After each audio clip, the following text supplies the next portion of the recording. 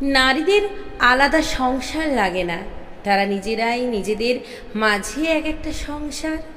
পুরুষের দরকার সংসারে, তাই এখানে তারা দায়বদ্ধ নারীদের কাছে।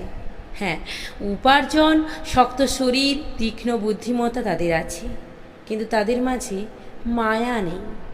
তারা প্রাণ দিতে পারে না একটা ঘরকে, জানে না কোন বেলায় বারান্দার ফুলগাছে জল দেওয়া লাগে, বোঝে না এক কাপ চায়ে কয় চামচ চিনি দিলে স্বাদ ঠিক হয়, কাপড়ের রং যাতে নষ্ট হয় তার জন্য কতটুকু সময় রোদে কাপড় রাখতে হয়। একটা ঘরকে প্রাণ দিতে হলে একজন নারীর দরকার। চার দেওয়ালে তৈরি রুমটা সংসার বানানোর জন্য স্ত্রী লাগে, নিজের খেয়াল রাখার জন্য বিয়ে করে আনতে এক নারীকে, যে আপনার কেউ না হয়েও ঢেলে দেবে আপনার জন্য নিজের সবটুকু। এক সপ্তাহের মাথায় যার মুখস্থ হয়ে যাবে আপনার রুটিন কি, এক মাসের মধ্যে যে শিখে যাবে আপনার পছন্দের সব রান্না, 6 মাসের মধ্যে সে আপনাকে গুছিয়ে ফেলবে একজন পরিপাটি মানুষে, বছর ঘুরতেই শেখাবে ভালোবাসতে। মেয়েদের কাঁচের ভাঙা চুড়ি জমানো থাকে, আঠা নষ্ট করে কয়েকটা টিপও যত্ন করে তুলে রাখে তারা।